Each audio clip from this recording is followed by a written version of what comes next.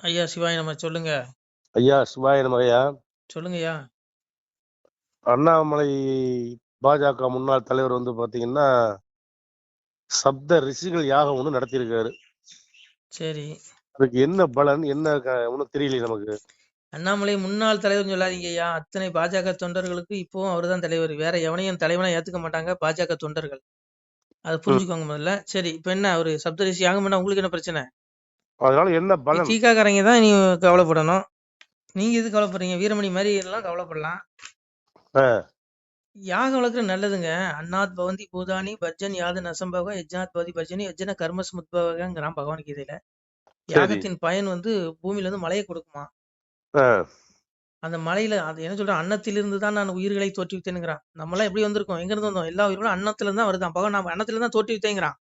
ம். அதான் சாமி எங்க அப்பன் சொன்னான், மண்ணால் உன்னை மனைந்து பல மாய்கையினால் உன்னை வகுத்தேன், உண்டாக்கி வைப்பதும் நான் உலகில் அழிப்பதும் நான் மகனே, ஏகமதாய் நிறைந்த பரன் இருந்துலகை ஆளுகிறேன், கண்ணு மக்கா என் சூத்திரத்தை கண்டறிந்து வாருங்கப்பா, 13க்குள்ளிருந்து பாடுகிறேன் சிவகாண்டம். அப்பா சொல்றான், சிவபெருமான் சொல்றான், 13க்குள்ளிருந்து பாடுகிறேன் சிவகாண்டம். ஏகமத எங்க இருந்த ஈசனாகிய நான் இந்த உலகத்தை ஆள்றேங்கிறான். மண்ணால் உணைமணைந்து பல மாய்கையினால் உணைமைத்துங்கிறான். யக்னம் அந்த யாகத்தின் பயனாக மழை பெய்யுது. அந்த மழையிலிருந்து அன்னம் கிடைக்குது. அந்த அன்னத்திலிருந்து நான் உயிரிழை தோற்றுவேங்கிறான். அதனால அண்ணாமலை வளர்த்த யாகம் வளர்த்த மழை பெய்யுது. நல்ல மழை பெய்யுதியா? பெய்தா இல்லையா? நல்ல மழை பெய்யுது. தீபாவளிக்கு பிறகு அடிச்சு வருது. அப்ப இதெல்லாம் அண்ணாமலைக்கு நன்றி சொல்லுங்க. அதனால இங்க பாருங்க, யாகத்தின் பயன் நிச்சயம் உண்டு. சப்தரிஷி யாகம் பண்ணியிருக்கிறார். அதுக்கு சப்த ரிஷிகள் யாருங்கிறீங்க? இந்த உலகத்துல அனைத்து மனிதர்களுமே ரிஷிகளுக்கும் ரிஷி பத்னிகளுக்கும் பிறந்தவர்கள். நான் சொல்லல, பகவான் சொல்றான், மகர்ஷை சப்தபூர்வ சத்வர மனசுதா மத்பாவ மானச ஜாத ஏச லோக இமா பிரஜாங்கிறான். இந்த பிரஜைகள் அனைவரும் 7 சப்த ரிஷிகளிடம் உண்டானவர்கள். புரியுதா? நம்ம வந்து ரோட்ல போறவனுக்கு பிறக்கல. நம்ம எல்லாம் ரிஷிகளுக்கும் ரிஷி பத்தினிகளுக்கும் பிறந்தவர்கள் நம்ம. புரியுதா உங்களுக்கு? சரி. சனாதன தர்மத்துல உள்ள பிள்ளைகள் ரோட்ல போறவனுக்கு பிறக்கல. இந்த பிள்ளைகள் எல்லாம் சப்த ரிஷிகளுக்கும் ரிஷி பத்னிகளுக்கும் பிறந்தவர்கள். அதனால அவர் வளர்த்தல ஒன்றும் தப்பு இல்லை. அவரு ஏதோ ஏதோ உலக நன்மைக்கா கூட வளர்த்திருக்கலாம். அதனால இங்க பாருங்க, யாகத்தின் பயன் நிச்சயம், அதுக்கு பலன் உண்டு. புரியுதா உங்களுக்கு? சரி. அந்த யாகத்துல இருக்க அக்னி யாரு? எங்க அப்பன் தெளிவா சொல்றான், யதா தித்திய கதம் தேஜோ ஜெகத் வாசி தேசிகளும் சந்திரமசி எச்சாக்கணும் தத்தேஜோதி மாமங்கிறான். சூரியனில் உள்ள எந்த ஒளி உலகம் அனைத்தையும் பிரகாசிக்க செய்கிறதோ, மேலும் எந்த ஒளி சந்திரனிடத்திலும் நெருப்பினிடத்திலும் உள்ளதோ அது என்னுடைய ஒளியே என்று தெரிந்து கொள். சூரியனிலிருந்து வர்ற ஒளி யாரு? எங்க அப்ப சிவபெருமானுடைய ஒளி. சந்திரனிலிருந்து வர்ற ஒளி சிவபெருமானுடைய ஒளி. அக்னியிலிருந்து வர்ற ஒளி வெளிச்சம் இருக்கு பாருங்க, அது யாரு? சிவபெருமான் ஈசன். அதான் மாசற்ற ஜோதி வளர்ந்த மலர்ச்சுடரே. அப்போ இந்த யாகத்துல வளர்க்குற அந்த அக்னியில ஒரு ஒளி கூட சிவன் தான். அதனால யாகம் வளர்க்குறது வந்து புண்ணியங்க. அதெல்லாம் கொடுத்து வச்சிருக்கோம். உலக நன்மைக்காக அவர் வளர்த்துருக்கிறாரு. அதனால அது அறியாத கூட்டங்கள் எவனா நக்கல் பண்ணுவான், பண்றவன் பண்ணிட்டு போறான். உங்களுக்கு என்ன பிரச்சனையா? நீங்க கூட அப்பப்ப யாகம் எல்லாம் பண்ணுவீங்களே? நான் எங்க நம்ம வளர்க்குற யாகம்லாம் என்னையா யாகம்? அதனால இங்க பாருங்க, அது விட்டுருங்க. இது வந்து உலக நன்மைக்காக அவர் பண்ணியிருக்கிறாரு. அதனால எல்லாமே நன்மைக்கு நினைச்சுக்கோங்க. அதனால சப்த ரிஷிகள் யாகம் பண்ணது உலக பிள்ளைகள் அத்தனை வரைக்கும் பண்ணியிருக்காரு. அத்தனை பேரும் நம்ம அவர்கிட்ட ரிஷிகளுடைய பிள்ளைகள் தான் நம்மளாம். அதாவது சாதுக்கள். நான் சொல்றது துஷ்ட பயல்கள்லாம் அசுர யோனிலிருந்து வந்தவன், அவனை நான் சொல்லல. நீங்க அதுக்காக எல்லாருமே ரிஷி பத்தினிகளுக்கு பிறந்தவன் ரிஷி இதுன்னு சொல்லிடாதீங்க, சரியா? இன்னைக்கு கடவுளை எம்பெருமான திட்டுற கூட்டம், சனாதன தர்மத்தை பழிக்கிற கூட்டம், இவங்க எல்லாம் யாரு? கடவுளுக்கு நம்ம சாமியை பேய் பிசாசுன்னு சொல்றவங்க எல்லாம் அசுர கூட்டம். நான் சொல்லல, பகவான் சொல்றான். எம்பெருமான் அதான் சொன்னாங்க, அப்ப என்னையே கனியா வண்ணம் ஏழையா இருந்த சான்றோர் தன்னையே பழித்தோரெல்லாம் சளமது துயரம் கண்டு அந்நீசன் நரகம் தண்ணில் அகப்பட தள்ளி தள்ளி கொன்று நான் சான்றோருக்கு கொடுப்பேன் மேல் பவிச்சு தானுங்கிறான். இந்த பிள்ளைகள் இறப்புக்கு அப்புறம் மோட்சகதிக்கு போயிரும். ஆனா இந்த துஷ்ட பயில்க சாதுக்கள் மோட்சத்துக்கு போயிருவான். இவனுக்கு எல்லாம் சனாதன தர்மத்தை திட்டுறவன் இவனை எல்லா பயிலும் என்ன பண்றாரு? நரகத்துல கொண்டு தள்ளுறேங்கிறார். தப்ப முடியுமா இவனுங்க இந்த தீக்கா கூட்டம்லாம்? சொல்லுங்க. நான் சொல்லல, அப்பா சொல்றான். அப்பா சிவனுடைய வார்த்தை பொய்யாகுமா? சொல்லுங்க, பொய்யாகுமா? சொல்றான் பாருங்க, மனுமொழி இதுவாம் என்று மதத்துடன் பேசுவோர்க்கு இனிதல்ல வீண்தான் என்று இயம்பிய பயனர் தன்னை குனிதவள் துர்க்கை சென்று கொன்றவள் நரகம் பூத்தி கணிதுடன் துர்க்கை வாரி கடல் தீர்த்தமாடுவலைங்க. எவன் சனாதன தர்மத்தின் நூல்களை கடவுளை இழித்து பழித்து பேசுறானோ அத்தனை பயிர்களையும் ஆத்தா துர்க்கை ஏமா வரமாட்டானா? துர்க்கை பிடிச்சிட்டு போகலாம், என்னுடைய ஆத்மாவை பிடிச்சு கொண்டு நரகத்தில் வீசிட்டு அவ குளிச்சுட்டு போயிடுவாளாம் கடல்ல. அதனால இங்க பாருங்க, பிரபஞ்சத்துல ஒரு பயிலும் தப்ப முடியாது. அதனால இங்க பாருங்க, எம்பரும் எங்க அப்பன் இல்லாத இடம் கிடையாது. நீங்க தயவுசெய்து அவனை தேடுங்க, இதெல்லாம் விட்டுருங்க. அந்த உலக மாயை விட்டு வெளியே வாங்க. பகவானே சொல்றான், காமா விசேஷ பூதானி தாரை அம்பியக மோஜசா புஷ்ணாமி சௌசதீக சர்வாக சோமோ பூத்வா ரசாத் மகங்கிறான்.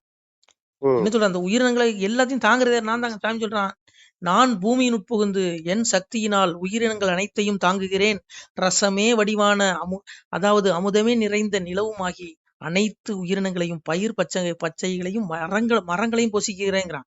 இன்னைக்கு பயிர் பச்சை இல்லைன்னா நம்ம வாழ முடியுமா? உணவு கிடைக்குமா? அதை வளர்க்கறது யாரு? சிவ அவன் தான். அந்த படைப்பு, அதுல இருந்து வர்ற அந்த உணவு யாரு? சாமி நான் தான் படைக்கிறேங்க.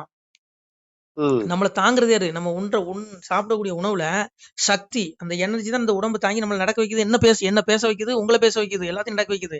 அந்த சக்தி வெளியே போயிட்டா உயிர் போயிடும், பகவான் எடுத்துருவான். எப்படி? எல்லாம் நான் தாங்க. சாமி சொன்னான், சந்திரனும் நானேன், சூரியனும் நானேன், ஜோசியங்கள் சூத்திரங்கள் பல சாஸ்திரங்கள் நானேன், என்னடங்கா ஜோதி பரன் மண்ணடங்கி இருக்கின்றேன், வேதாந்தம் சித்தாந்தம் விளம்பி வைத்தேன் வையகத்தில். வேதாந்த சித்தாந்தம் நான் தான், சந்திரன் நான், சூரியன் நான்கிறான், எல்லாம் வந்தான். நம்ம வயிற்றுல எப்படி இருக்கான்? அகம் வைசோனோர பூத்வா பிராணி நாம் தேகமாசிரியதாக பிராணா பானசம யுக்தாக பசாமி எண்ணம் சதுர்விதம். ஐயா கேக்குதா? கேக்குது. அப்போ இப்போ நம்ம சாப்பிட்ற உணவை யார் ஜீரணம் பண்றா? சாமி சொல்றான் பாருங்க, நானே எல்லா உயிரினங்களுடைய உடலில் உறைபவனாகி பிராண அபான வாயுக்களுடன் கூடி வைஸ்வா நரன் என்ற அக்னி ஆகி 4 வகையான உணவை ஜீரணிக்கிறேன். மனிதர்கள் சாப்பிடக்கூடிய உணவுகளை ஜீரணிக்கிறது நான் தான். அந்த சத்துக்களை உண்ணும் உணவு உந்தப்படுவதும் உறிஞ்சப்படுவதும் அனைத்தும் நானே செய்கிறேங்கிறான். நீங்க சாப்பிட்ற உணவை ஜீரணிக்கிறேன்னா உங்க வயிற்றுல அக்னி வடிவில் இருக்கேங்க. இருந்து என்ன பண்றானா, இந்த ஜீரணம் பண்ணி ஒவ்வொரு உறுப்புகளுக்கும் சக்தி எடுத்துட்டு போறேங்க. இப்ப நம்ம சாப்பிடுறோம், நம்மள வயிற்றுக்குள்ள ஜீரணம் பண்றோம். சொல்லுங்க, யார் ஜீரணம் பண்றா? எங்க அப்பன் பகவான் தான், அக்னி தான். யானை சாப்பிடுற சாப்பாடு அதை யார் ஜீரணம் பண்றா? நான் தான். மனிதர்கள், விலங்குகள், எந்த ஜீவராசி, நாய், பன்னி, கோழி எது தினாலும் நான் தான் ஜீரணம் பண்றேங்க. அப்போ உங்க வயிற்றுல அக்னி வடிவில் இருக்கிறேங்கிறான். ஈஸ்வர சர்வபூதான விதை சோச்சன திசதி பிரமாயின் சர்வபூதானி எத்தோடைய மாய. இதயத்துல எப்படி இருக்கான்? சிவபெருமானா இருக்கான். நான் சர்வபூதான விருதை ஈஸ்வர சர்வபூதான எல்லா உயிரிலும் இதயத்துல இருக்கேன். கர்ம வினைகளை நானே நடத்துறேங்க. உங்களை தண்டிக்கிறதா வந்தா, உங்களுக்கு நல்லது செய்யறதா வந்தா, உங்க பாவ வினைக்கு தண்டிக்கிறது நான் தாங்க. அப்ப அவன் இல்லாத இடம் கிடையாதுங்க. அதனால பாருங்க, எங்க அப்பன் இல்லாத இடம் கிடையாது. தயவு செய்து இந்த உலக வாழ்க்கை அற்பம். அதனால நீங்க இதை தேடாதீங்க. அவன்கிட்டயே புத்தியை செலுத்துங்க, அவன்கிட்டயே மனதை செலுத்துங்க. அவனை நினைச்சு மோட்சத்துக்கு உண்டான வழியை தேடுங்க. நம்ம மனித பிறவி எடுத்ததே அதுக்குதான். புள்ள குட்டியை பெற்று பேரம்பேத்தியை கண்டுட்டு சாவறதுக்கு நம்ம பிறக்கல. ஒவ்வொரு ஆத்மாவும் கர்மா, இந்த பிறவிங்கிற பிணி, இந்த துன்பத்திலிருந்து, துன்பமயமான இந்த உலகத்திலிருந்து கரையறதுக்கு தான் நம்ம பிறந்திருக்கோம். நம்ம என்ன நினைச்சுக்கிறோம்? பிள்ளை குட்டி பார்க்கணும், அதுக்கு சொத்து சேர்க்கணும், அதுக்கு கல்யாணம் பண்ணணும், பேரம்பத்தி பார்க்கணும், செத்துடணும். அட பாவி, செத்துக்கு அப்புறம் தான் ஆத்மாவுக்கு தண்டனை இருக்கு. ஆத்மா எவனுமே உணர்றது இல்ல. பகவான் சொல்றான், இந்த ஜீவன் உடலை விட்டு கிளம்பும் பொழுதோ, உடலில் இருக்கும் பொழுதோ, முக்குணங்களுடன் கூடி இருக்கும் பொழுதோ, போகங்களை அனுபவிக்கும் பொழுதோ அறிவிலிகள் அறிவதில்லைங்கிறான். நம்மள முட்டாளுங்கிறான். பாவிகளே, உடம்பை பார்க்காதீங்க, ஆத்மாவை பாருங்க. எவங்க ஆத்ம சிந்தனை இருக்கு? கஷ்டமா இருக்குங்க. உடலை பார்க்காதீங்க, ஐயோ நொடிக்குள் முடிந்து விடும் விஞ்சைகள் இங்க இருக்க நோகதே திருமணி செய்வீங்க. ஒரு கணப்பொழுது வந்து வாழ்க்கை முடிஞ்சிருங்க. எப்ப முடியும்னு தெரியாது. 1000 ரூபாய் மிக்சிக்கு 5 வருஷம் கேரண்டி கொடுப்பான். எனக்கு கேரண்டி இருக்கா? எப்ப எனக்கு அழைப்பு வரும்னு தெரியாது. அததான் அப்பா சொன்னா, அச்சு தேரு ஒடியும் முன்னே ஆண்டி வேலை செய்திடுவாங்க. இந்த உடம்புங்கிற தேர் அச்சு உடஞ்சி விடுறதுக்குள்ள ஆண்டி என்ன வேலை செய்வான்? மோட்சத்துக்கு உண்டான வழியை தேடுவான். அதை தேடிக்கோங்க பிள்ளைகளேங்க. அததான் சாமி சொன்னான். அதான் எங்க அப்பன் சொன்ன பாருங்க, மூக்கு சுழியும் முச்சுளியும் முத்தி நோக்கு சுழியாய் நேர் நில்லு என் மகனே, பரமான பட்டணத்தில் பார்வை கொண்டே நாட்டி சிரமானது விரித்து சிறை போல் இருமை. அப்பா சிவபெருமான் சொல்றான், பிள்ளைகளே மூக்குச்சுளி நெத்தி புருவத்தில் ஆத்மா உரையுது, உன்னுடைய மனதங்க செலுத்து, ஓம்கிற ஏகாசரத்தை நினைச்சிக்கோ, இந்த உலகிலிருந்து கரையேறு, அப்பாட்ட வந்துரு, உனக்கு பெரிய ஆனந்தம் தரேன். நீ 1000 ரூபா 10,000 ரூபா போட்டு கோட்டரை வாங்கி குடிச்சாலும், போதை வசூல் குடிச்சாலும் உனக்கு அவ்வளவு போதை ஏறாது. இது ஆத்ம போதை, அவ்வளவு ஞானம், அவ்வளவு பேரானந்தம் கொட்டி கிடக்கு. வா மகனே பிள்ளைகள்னு கூப்பிடுறான். அதெல்லாம் நீங்க விட்டுட்டு மது கடையில போய் மூலிகை கிடைக்கீங்களாப்பா? பெரிய போதை. ஏங்க பேரானந்தங்க அப்பாட்ட இருக்கு. பெரிய போதுங்க அது. அதுக்கிட்ட என்னைய போய் மதுக்கடைக்கு போனேங்கிறீங்க. உங்கள நான் சொல்லல. பொதுவா சொல்றேன். ஆனந்தம் மதுக்கடையில இருக்குன்னு இவனு போய் 1000 காசை கொடுத்து உடம்ப கெடுத்துக்கிறான். ஐயோ நீ உனக்குள்ள மூழ்கி நெத்தி புறத்துல இருக்க ஆத்மாவை உன்னுடைய பார்வை உள்ள செலுத்தினா, ஐயோ அந்த பரமானந்தம் இருக்க முடியும். ஆத்ம வாழ்க்கை இருக்கு. இறப்புக்கு அப்புறம் நீ அந்த ஆத்ம ஆனந்த பேரானந்தத்துக்கு போயிருவ. நீ அப்படி தேடலன்னு வச்சுக்கோ மவனே. தப்பா நினைச்சுக்காதீங்க. நான் சொல்றேன் உங்களுக்கு கசப்பா தெரியும். என்னையும் சேர்த்தான் சொல்றேன். நாம கடமை செய்யணும். அதுக்காக வேலை செய்யணும்னு சொல்ல, வேலை செய்ய வேண்டாம்னு பகவான் சொல்லல. எந்த வேலை செஞ்சாலும் அப்பாவை நினைச்சுக்கோ. ஈஸ்வரர் நீ இதயத்துல அப்பாவை நினைச்சுக்கோ. அவ்வளவுதான். வேற ஒண்ணும் பண்ணாண்டா. கிடைச்சா உனக்கு முக்தி. இந்த பிறவிங்கிற இந்த துன்பமயமான இந்த உலகத்துல இருந்து வெளியே போயிருவோம். விடுதலை கிடைச்சிரும். பூமி நரகத்துக்கு இணையானதுங்க. பகவான் சொல்றான். நான் சொல்ல எங்க அப்பன் சொல்றான். என்னை அடைந்த பிறகு இந்த மனிதர்கள் இறப்புக்குரியதும் நிலையற்றதும் துன்பத்துக்குரியதுமான இந்த மண்ணுலகை அடைவதில்லைங்கிறார். என்ன சொல்றான் பகவான்? இந்த பூமி துன்பத்துக்குரியதுங்க. நம்ம தான் அங்க கிடைக்கிற பொருள் வஸ்துக்கள் எல்லாமே இன்பம்னு நினைக்கிறான் பகவான் சொல்றான். சொத்தாஸ்தி வஸ்து சுகமேன்று என்னாதே வத்தாஸ்தி பொண்ணு வகைன்று என்னதுங்க எங்க அப்பன்னு சொல்றான். 150 ரூபாய்க்கு வீடு, 40,000 ரூபாய்க்கு டிஷர்ட், 3 கோடி ரூபாய்க்கு வாட்ச் கட்டினா சொர்க்கம். அவன்லாம் அவனுக்கு நரகத்துல என்ன வேதனை தெரியுமா ஐயா? ஐயோ ஆக்கினை அவ்வளவு இருக்கு. ஆத்மாவுக்கு உடம்ப பாக்காதீங்க ஐயா. அவ்வளவு தண்டனை இருக்கு. பாவி அவன் செத்து பஸ்பமாய் போனாலும் ஆவியை கண்டு ஆக்கினைகள் செய்திருவாங்க. விடுவானா? உடம்பு தானே பஸ்பமாகுது. நீ ஒரு 100 கோடிக்கு பங்களா கட்டலாம், 40,000 டிஷர்ட் போடலாம், 5 கோடிக்கு வாட்ச போடு. மோகனே உனக்கு அழைப்பு வரும். அப்ப இருக்கு வேடிக்கை உன் ஆத்மாவுக்கு. பெரிய கொடுமைங்க. நீங்க இங்க பாருங்க, பிரபஞ்சத்துல எவனும் கர்மா அப்படி இல்லைன்னு தப்ப முடியாதுங்க. தயவுசெய்து புரிஞ்சுக்கோங்க. நான் சொல்றது கசப்பா தான் இருக்கும். வந்தால் அறிவார், வராதார் நீர் ஆவார். நான் சொல்லல, அப்பா சொல்றான். சிவபெருமா ஏத்துக்கோங்க. நன்றி. நமசிவாய. நமசிவாய. சிவாய நம. திருச்சிட்டம்பலம், தில்லையம்பலம், பொன்னம்பலம். சிவாய நம. உறவுகளே, சிவ அன்பர்களே, தற்போது தாங்கள் இந்த வீடியோவில் பார்க்கக்கூடிய இடத்துல ஒரு சிவாலய திருப்பணி ஒன்று நடந்து கொண்டிருக்கிறது. இந்த இடத்துல பார்த்தீங்கன்னா முன்பு ஒரு காலத்தில் வந்து ஒரு சிவாலயம் இருந்திருக்குது. அதாவது இந்த ஏரியா வந்து இப்போ வந்து ஒரு தென்னை மரங்கள், பனைமரங்கள் சூழ்ந்த காடாக இருக்கிறது. முன்பு ஒரு காலத்தில் இங்கே ஒரு ஊர் இருந்ததாக சொல்கிறாங்க. ஆனால் இப்போது சுற்று வட்டாரத்தில் 5 கிலோமீட்டர் சுற்றுலாவில் ஊரே கிடையாது, காடு. இப்போ இந்த இடத்துல ஒரு சிவாலயம் வந்து அமையிருக்கிறது.